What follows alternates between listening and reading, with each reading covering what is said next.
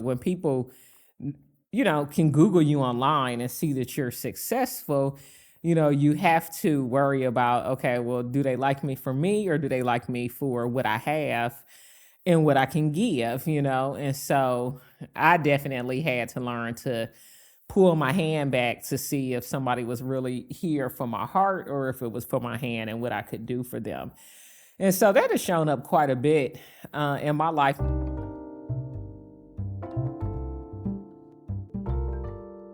Hey guys, welcome to Contrary to Popular Belief, a show about challenging norms, healing forward, and building better lives.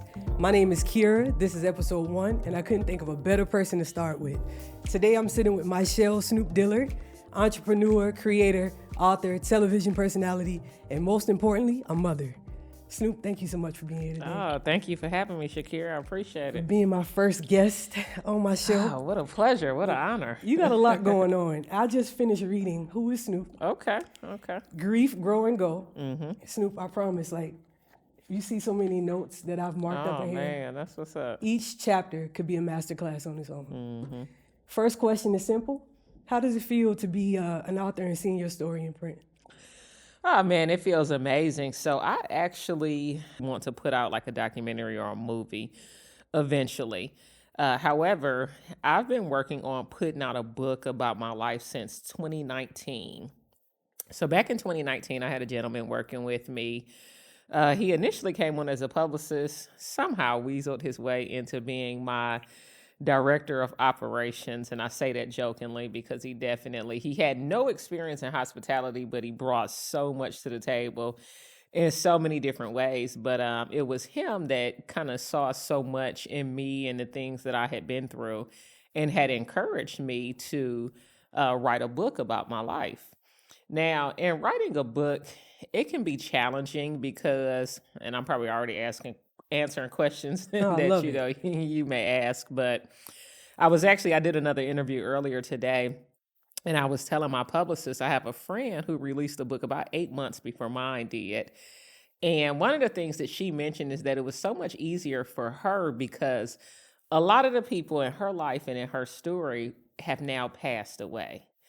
So she didn't have to worry about people getting upset or, And for me, I think there was a lot of things that I did not tell the way I would have liked to because those relationships have been repaired and I did not want to damage them any further. And, things and people have changed, However, sometimes you do just have to tell things like it is because I think with telling your story, it helps other people, it inspires people and people really get inspired from people that they can relate to, and so I did gloss up a few things, in the book, but I was definitely really able to tell my story. But yeah, so it started in 2019. The book was not released until 2025, as we know. And what happened was the young lady that I found to be my ghostwriter, she was in her 20s, and I just didn't feel like she was writing and telling the story like I would have or I would have liked. I didn't really think that she really translated things in my voice, Okay. So she started the manuscript and we were able to take maybe about 20% of that. But last year, a friend of mine, Taria Avant, she has, it's called Book Profits Club, is the name of the organization that she's built. And so she spoke at 2 of my conferences before in the past couple of years. And I always have her speaking on how to write a book to tell your story or to elevate you as a speaker or, to be able to get more speaking opportunities. And so finally I said, hey, we need to work on my book. And in doing so, she was so professional. Literally from the time we started working, she was able to get my book done in about 4 months. Yep. And what we did was a series of in-person interviews where I just talked and told my story and she recorded it. And I think her knowing me, she also had the opportunity to know my daughter when she was here on Earth, so that was great as well. But just the way that she wrote it, it really even just sounds like me, It does. So Even the child, when you say that a lot, I like yeah, that. yeah. So Snoop, you've lived a lot of life. You were born in Detroit, Mm-hmm. started school in Tennessee at 3, Became a mother at 15, And so started school in Detroit. started school in Detroit. Yeah. Oh, okay. Yeah. I thought you were in Tennessee. Yeah. So we lived in Detroit probably until I was about 10. Oh, okay. Gotcha. Yeah. Gotcha. Became a mother at 15, accepted into Vanderbilt at 16, earned a degree in finance, then came a magazine, a newspaper, a move to Atlanta, a party bus company, hookah hideaway, luxury car rentals, Escobar, salon suites, your autobiography, a life insurance company, and now TV and film. That's a lot. You got a lot going on. So from the outside, it can look like win after win. What part of your journey do people misunderstand the most? Oh, I mean, it definitely has not been win after win. I think that, when people say that, of course, it's not overnight success, oh, it took, 10 years or whatever, it does take, sometimes decades, to get where you want to go. And I think somebody like me, where you want to be. And I think somebody like me that's done so many different things, I always tell people like, one of the things that I really focus on is helping people get into the salon suite industry. And I tell people like, hey, take it from me, guys. Like, I'm a serial entrepreneur. I've tried it all. Like, you name it, I've done it. You know what I'm saying? So I know that this is something that helps you buy your time back, So for me, it was, a lot of hard work, a lot of exchanging time for money, a lot of missed moments, at home and with family and things of that nature. And of course, falling on my ass a lot. So one of the things that people don't know, one of the very first businesses that I deemed to be successful was this newspaper company that I had. So I had a publication. Back when I lived in Nashville, it started there. It was called Face It. And so that publication was a weekly mugshot newspaper that we would put out. And those were just very, very popular at the time. And it was funny because it was like I had this business that like I was proud that I had like started a business that I was actually making money from, but like I was kind of embarrassed of it too because at any given time I could be one of those people that could, have a mugshot in the paper. I was doing silly, stupid stuff, driving on suspended license, not remembering to go to court, getting arrested, just, even though I was super smart, I just had a lot of like irresponsible moments as well coming up. And so anyways, having that newspaper company, that was like my first semi-successful business. And literally, I think I was about 23 when I started that company. And I started it initially with a guy from Detroit who I had met through a networking opportunity. And it was just an awful relationship from day one. He ended up being a thief, a crook, scam artist, you name it. But luckily, I was able to peep it out, right away. And I remember like literally telling him like, hey man, you can just have it, like no amount of money is worth my peace. And we had just started it. And I just kind of said to myself, hell, I'll go do another one somewhere else, So I started scouting around the cities that were nearby in Nashville that I could just drive to within the day and do a paper there, somewhere that didn't have one. And so I ended up picking Knoxville, Tennessee. And so my publication that I had on my own, I named it Caught Up. And so I hired a guy, his name was Jeff. He was a white guy that I ended up being super close to. He was older, kind of looked at him as like maybe like a uncle figure or whatnot, but he was somebody that worked for me.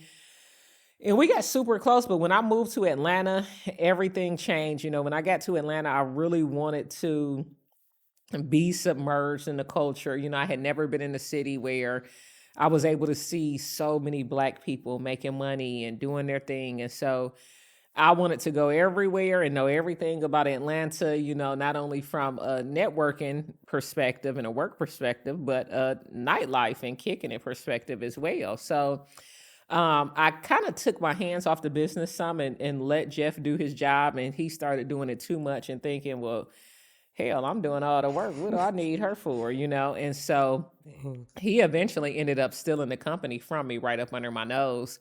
And what I mean by that is one particular week, everybody that was working for me, they just started quitting, starting on Monday, graphic artists quit. Tuesday, some of the newspaper carriers, that are going and collecting the old papers and the money, that's made at each of the gas stations and convenience stores and stuff. So then they start quitting. So then the very last person to quit is Jeff. And so I remember just being kind of scratching my head, not really being able to figure out what was going on. And so, of course, at this time now I'm a one-man show, so I need to go up to Knoxville and collect my own money. So I get up there, and the very first store I go into, my paper is like, it's just kind of thrown to the side. And there's now another paper. And I forgot the name that was on the paper, but it was a name that he was asking me to change the name of my publication to. And so it was very obvious, what had happened. And I actually ended up just bowing out. I closed up shop after that week because, number one, this wasn't something that I loved. It was not going to be my end all be all. At that point, I just decided to fold the entire company. And it was just kind of like, well, man, what am I going to do next? Like I got my daughter that I needed to take care of. I was in a new relationship with a woman who the first time in my life had more than I had going on, So it was definitely like, starting all over again, which I probably had about 3 situations like that in my life, of losing everything and starting all over again, which when you look at people that have been successful, those are the things that you have to go through. You got to be able to, lose it all, get it all again, and fall down and get back up. It's funny that you brought up this relationship. In the book, you talk about one of your first relationships in Atlanta and how you were responsible for how that relationship ended. What did that chapter teach you, during that time? Oh man, that chapter taught me so much. One, I never cheated on anybody ever again. So that woman was really good to me. I think that was the first time I had really been with somebody that was, that good to me. And, when she left me, I remember at first, and people that go down this path can probably relate, when you're trying to juggle 2 people and you shouldn't be. At first, I was a little relieved she left, like, Oh, it was like I'm that? like, child, I've been stressed, now I can just, deal with this one, That's and funny. then it all hit me that I had really lost somebody that was not easily replaceable. You know what I mean? Yeah. I always say that breakup probably took about 2 or 3 years for it to truly, truly break up. There was a lot of vindictiveness on her behalf. I was the first woman that she had ever dealt with. She ended up messing with one of like my business rivals, arch nemesis. She really did her thing to get me back, and I totally felt it. I had deeply hurt her, and I ended up apologizing to her, years later. And I actually recently apologized to her again. Sometime last year, I was looking at an old laptop of mine, and I had come across some pictures of like me, her, and my daughter, and like her and my daughter, and she was really, really good to my daughter, and I text her because we have a good, friendship That's now, good. Yeah.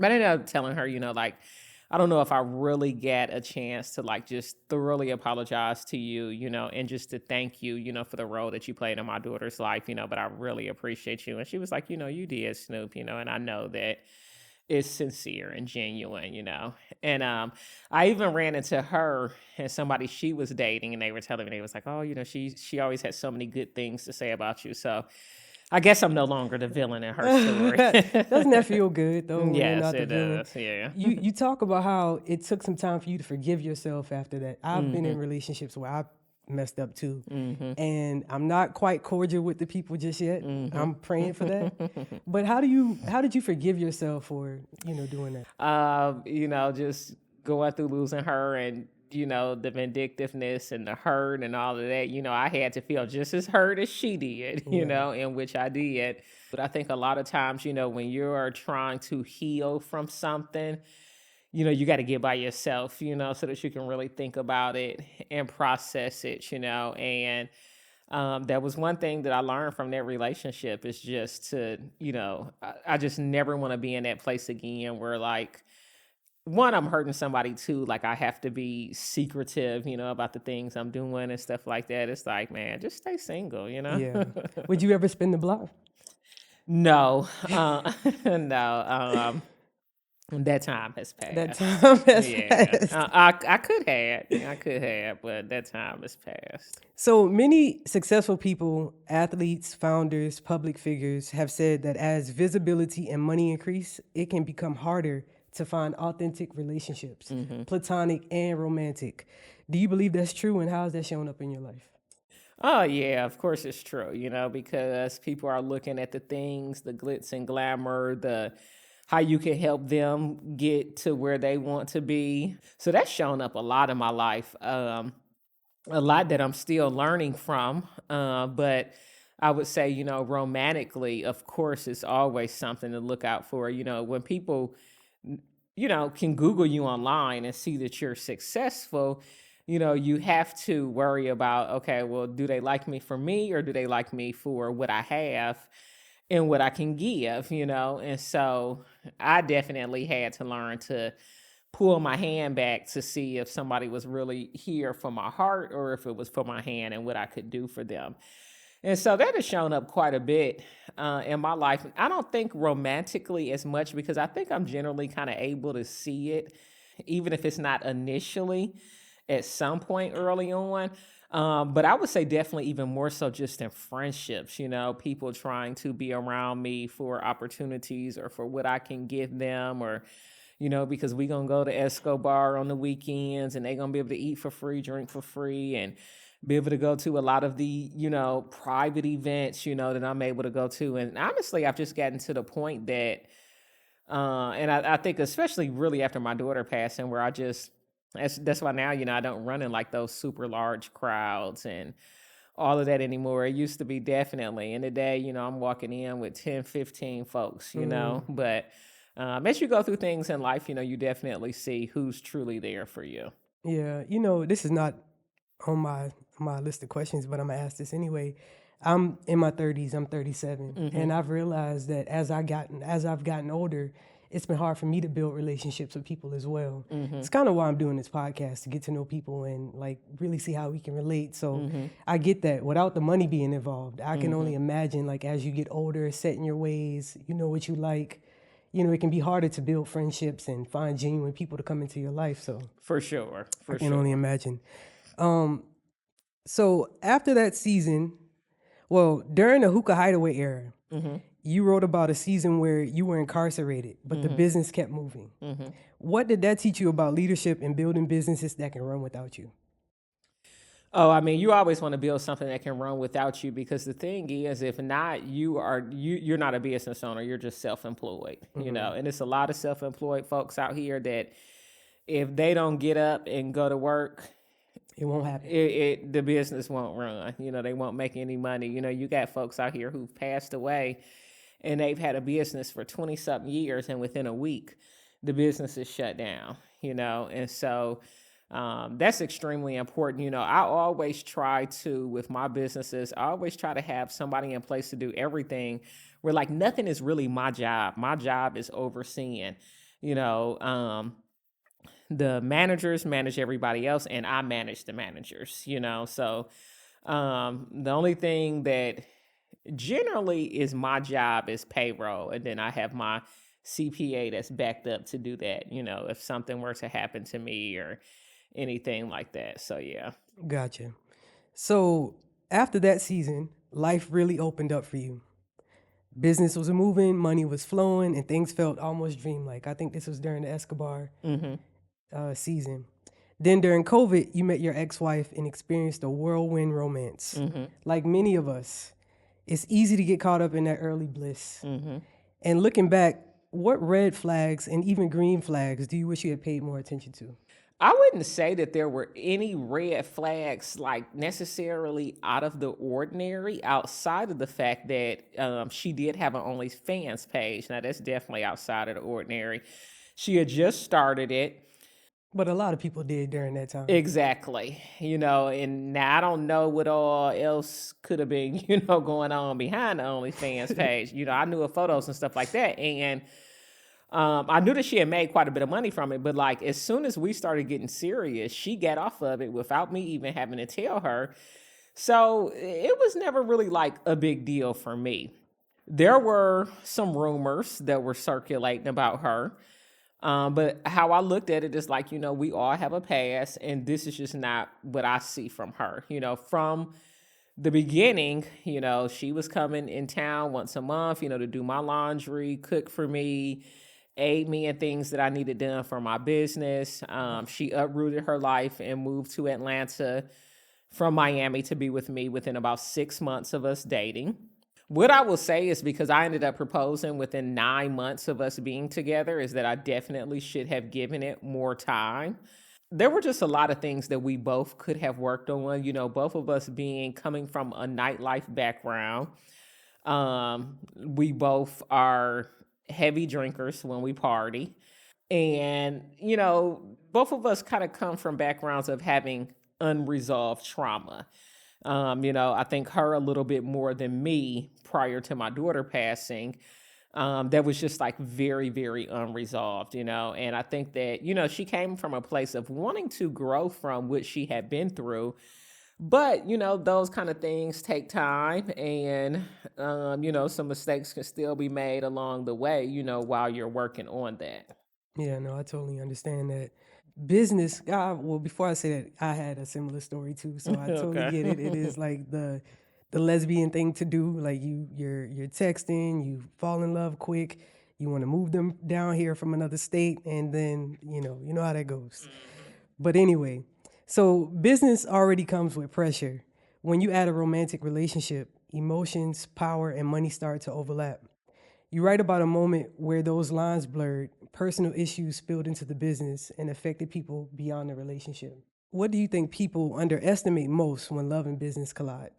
So for me, I think that was a very out of the ordinary situation of, again, her having issues, drinking too much, and maybe just some, I don't know, mental issues or what, because she was not ever necessarily involved in the business, Okay. but of course, close to people that I did business with, and close enough to damage relationships, and I think that all that rolls into just the type of person that she ended up being due to, trauma and excessive drug abuse.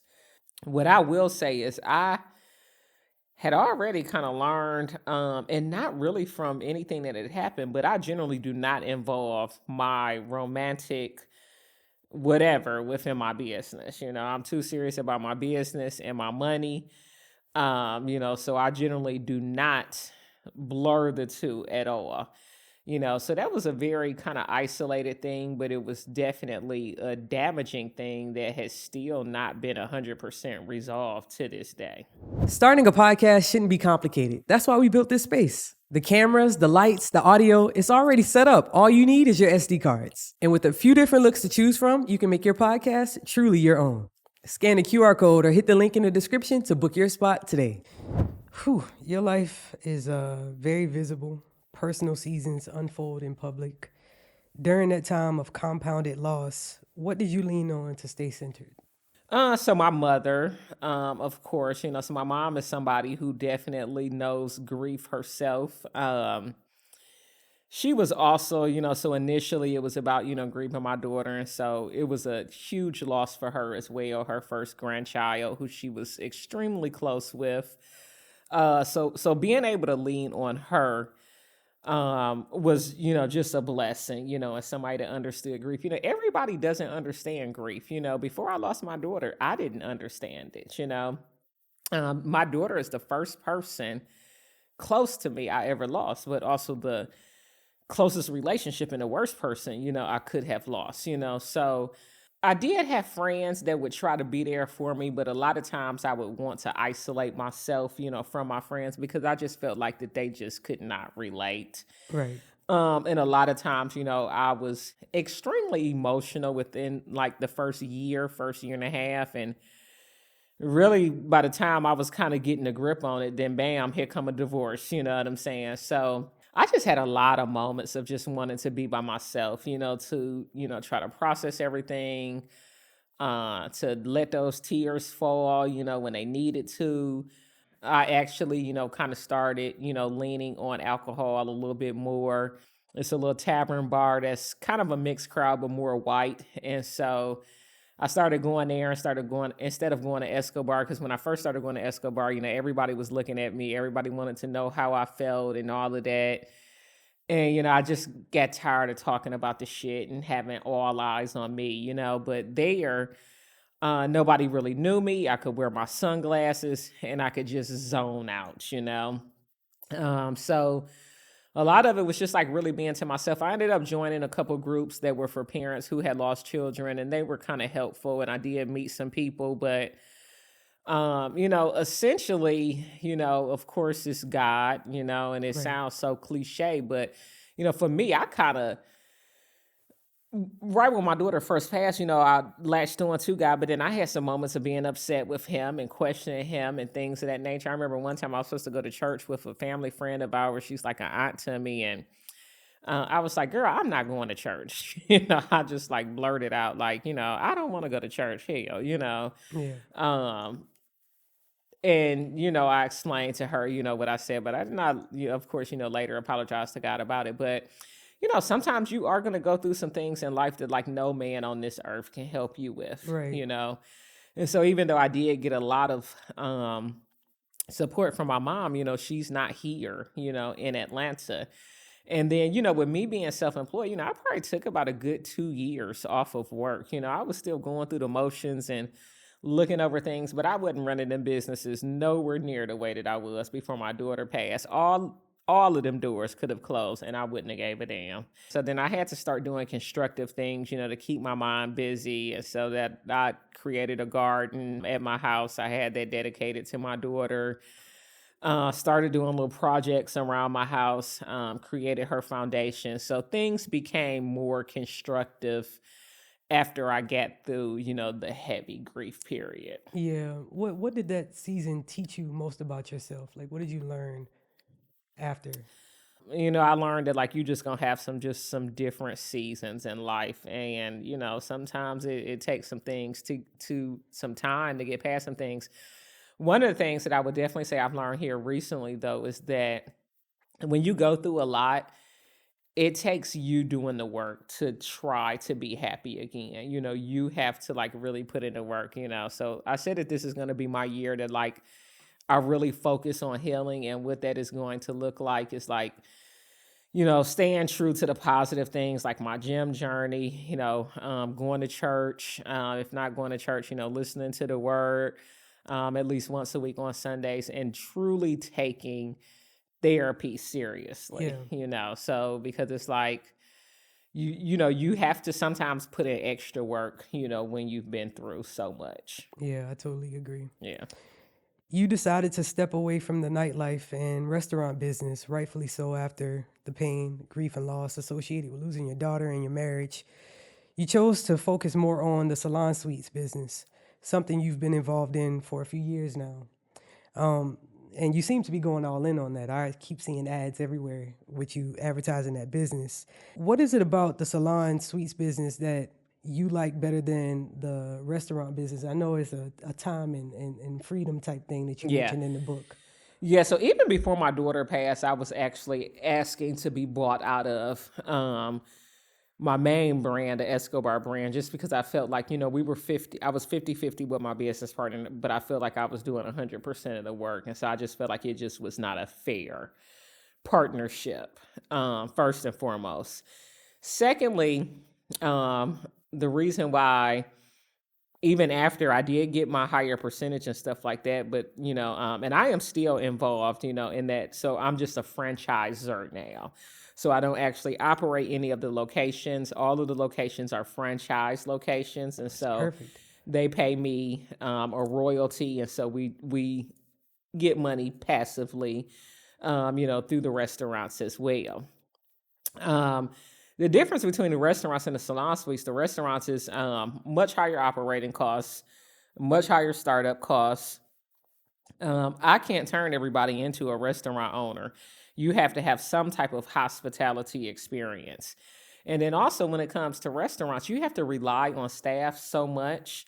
Like you can be doing everything perfectly, and then you go out of town for a weekend, and if this staff messes up, it could be a whole weekend, of your profits, Yeah. So and then here lately, like the past couple of years, I don't know how long you've been in Atlanta, but so many restaurants are closing, due to, high labor costs, high food costs, so I think I, learned to pivot, at the right time as well. But with salon suites, so I've been in the salon suite industry for 8 years. And it's just so much easier, like when I tell you I never go to my salon suites, the only time I go to my salon suites is if I want to film some content. That's it. I have somebody that focuses on the cleaning and they focus on the onboarding. And that's pretty much all that's needed. If there's any maintenance, they can put that in the app.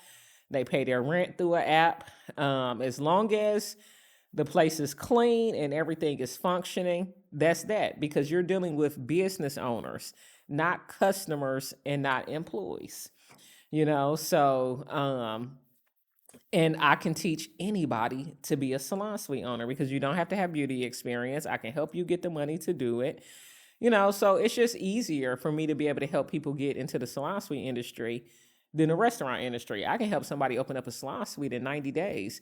It may take you a year to get a restaurant open, just due to all of the licensing regulations, the licensings, how long it takes to get the licensings, the renovations of the location. So, yeah, so it was a no-brainer for me about, 6 years ago, when I decided I was just mainly going to focus on, when it came to education and consulting, that I was mainly going to focus on helping people get into salon suites. So when you pivot, what are things that you look for, like when you're researching a new market to pivot into? I was wondering if it was like the numbers, demands, trends. Like, what is it that makes you say, yes, this is a good place to be? Yeah, so all of that, but for me, it was more so like I knew I wanted to get into something that was going to be like daytime money. Nobody would be bothering me at night, and that it was going to be passive, And so, of course, after that, yes, it was numbers. Is this saturated or not saturated? How much is it going to cost to get into it? And how much can I make? I'm actually taking your class tomorrow, by the way. Okay. Yeah, All I'm right. That's excited what's about up. that. That's what's up. So, Snooping for Love, a new chapter. A very public and very different expression of your life. For a lot of people, seeing a lesbian dating show at that scale, led by and produced by Black women in the South, from the South, is very meaningful. When you look back, what were you hoping people would understand about you through that show? With doing that show, I wasn't even thinking about what people was going to understand when it came to me. I knew that, I had publicly announced, that I was going through a divorce, with my ex-wife. It was a lot of women that were trying to fall into my DMs and stuff like that. And at first, it just kind of came as like a joke. I was on one of my trips. I was in Puerto Vallarta, Mexico. And I was like, man, I should do a show kind of like Flavor of Love, but for me, and for the lesbian community, I'm like, there's never been like anything like this done dope. before.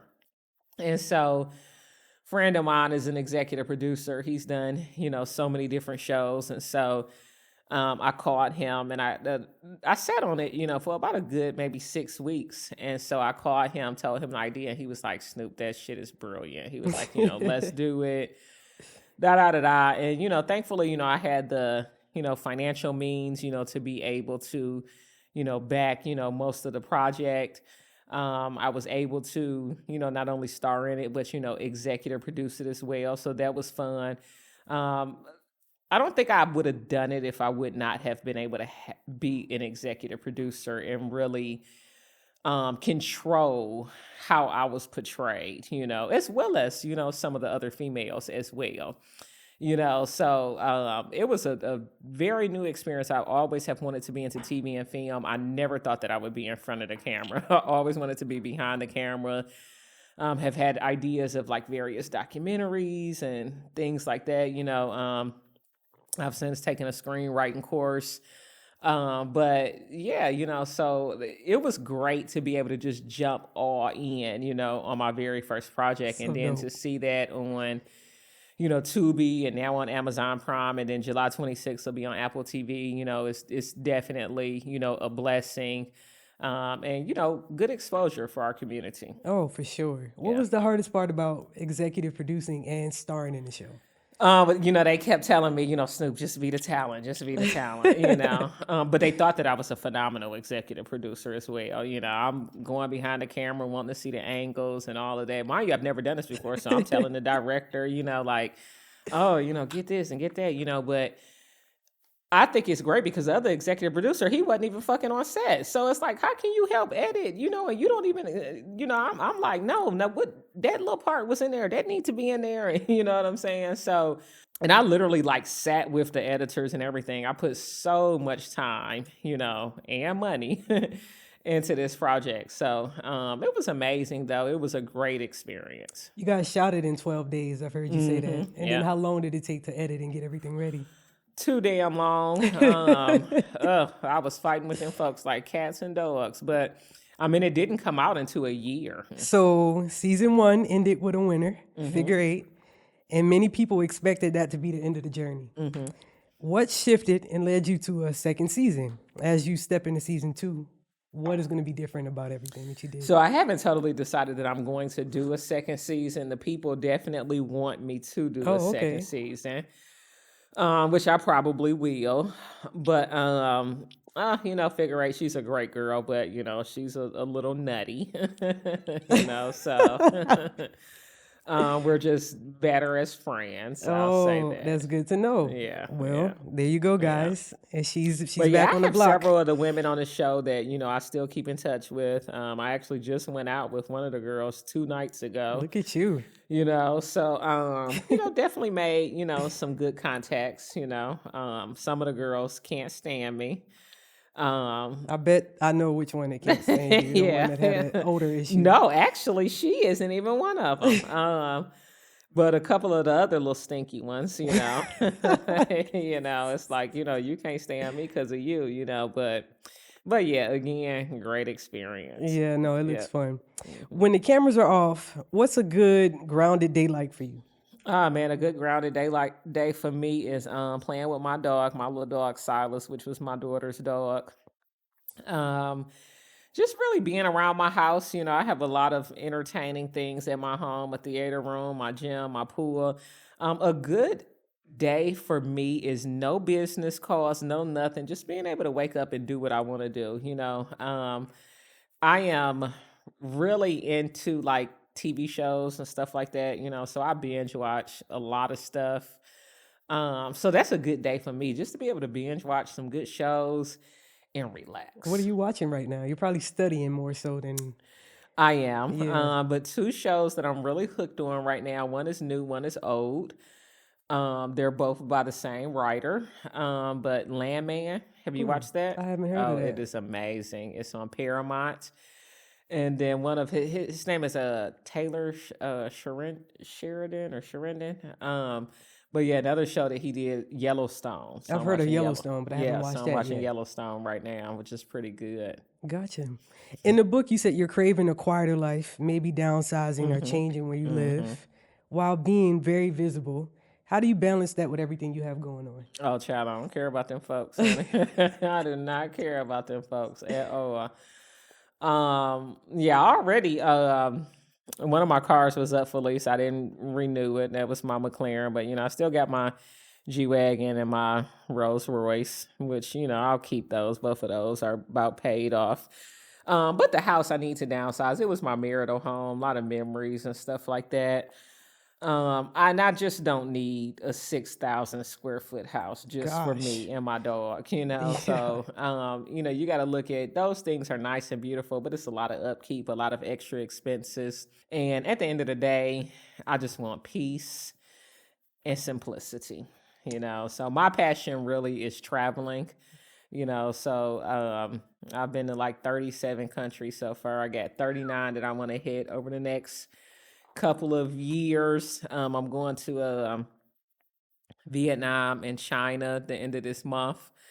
that I'm very much so looking forward to, So it's like the amount that I want to travel, and then having a $9,000 a month mortgage, it's just like, My it don't make goodness. sense, Yeah, that's crazy. So yeah.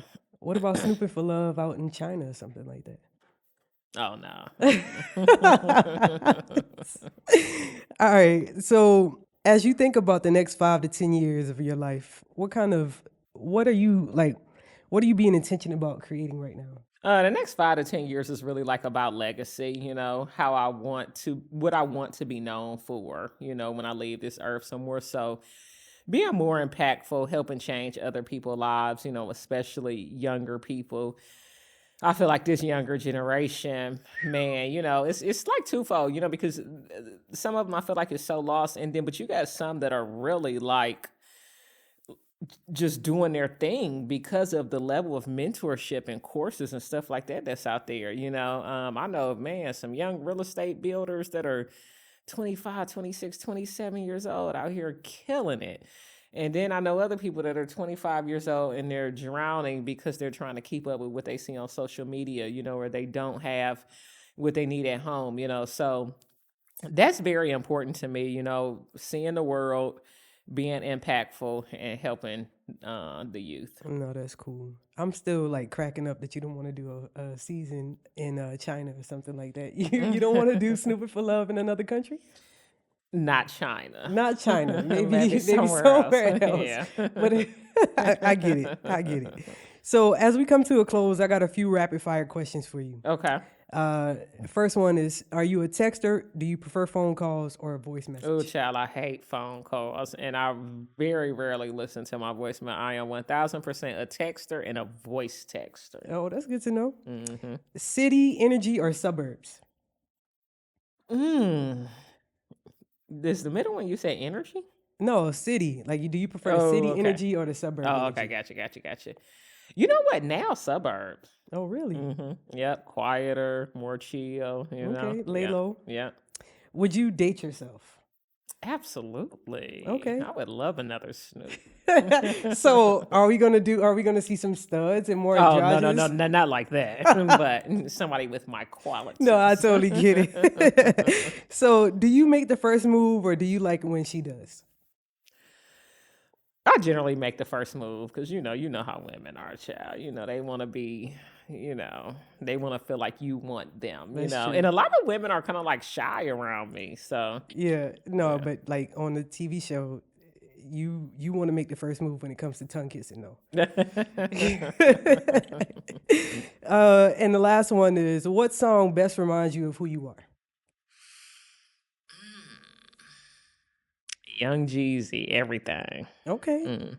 Okay, cool. So, who should be reaching out to you right now? How can people work with you and where can they support you? How can they support you? Yeah. So folks that want to reach out to me can actually go to my Instagram page at Who Is Snoop, TikTok Snooping for Love, and then my website is whoissnoop.com. And so it has plenty of stories and interviews just like this on my website, and it also has links to like all of my coaching, my foundations, and everything I have going on. I love it. Well, guys, make sure you grab the book, Who is Snoop? Grieve, Grow, and Go. It's a page turner for sure. And Snoop, thank you so much for being my first guest on the show. Hope this wasn't too much for you. Thank you for having me. I appreciate that. And, that means a lot. See you guys next time.